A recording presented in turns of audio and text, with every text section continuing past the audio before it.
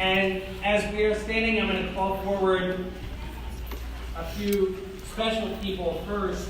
I'm going to call forward and take a moment to thank and acknowledge my wife, Jennifer.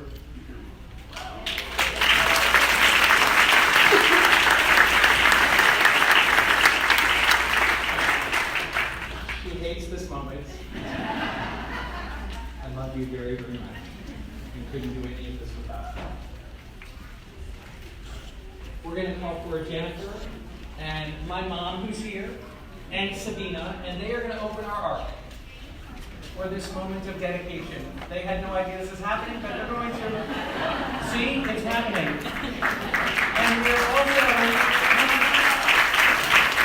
now going to call forward Bethel's president, Debbie Goldstein, and Ralph and Renee Snyderman, and our honorary campaign co-chairs, James Polsky and Alana Saraf. Joel Fleischman will call them up in absentia. Right there, right in front. And Bethel's Rabbi Emeritus, Rabbi Steve Zager. And Gladys. Did I say Gladys? And Gladys. Sorry. Of course. And they're each going to take a glass.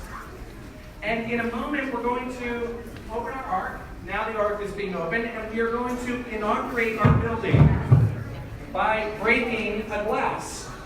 Now, this is a custom that is familiar to many of us from a Jewish wedding, and I want to explain why it is that we're doing this today. We break a glass at a Jewish wedding as one of many customs in the Jewish tradition to remember the destruction of the temple. The rabbis teach in the Talmud, one may stucco a house, but you should leave a little bit bare. You may prepare a banquet, but you should leave out an item or two. And a woman may put on all her jewelry if she'd like, but she should leave out one item. Yeah, do the string too. Yeah. One way of explaining the custom of breaking a glass, and let's everybody just take a moment and look at that beautiful ark.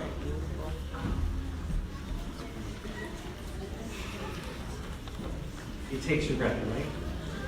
One way of explaining the custom of breaking a glass at a wedding is to remember that the chuppah is the couple's first home.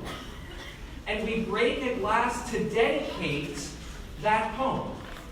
And in doing so, to remind ourselves that the chuppah exists in a world where the temple is destroyed. And what that means, what that does is remind the couple that it's not only important to connect to the history of the Jewish people, but that their marriage exists for a purpose.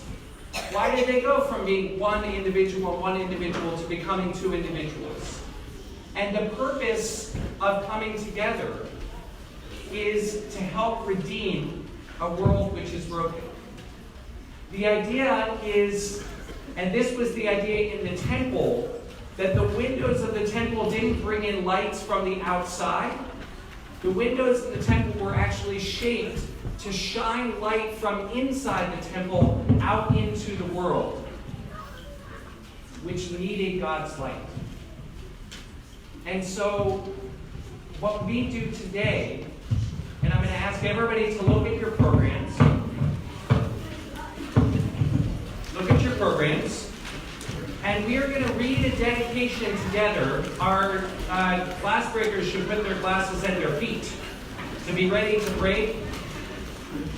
And we're going to read this dedication, and what we're reminding ourselves of is that this building which we are dedicating isn't just for us.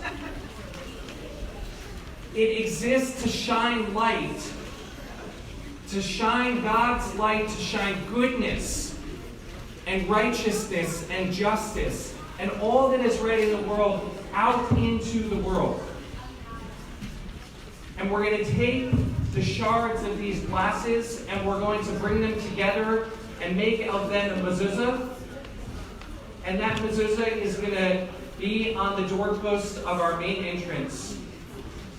And it's there to remind each and every one of us, every time we enter and every time we leave, that this place exists to bring comfort to those in need, and to bring justice and light and God's presence into the world.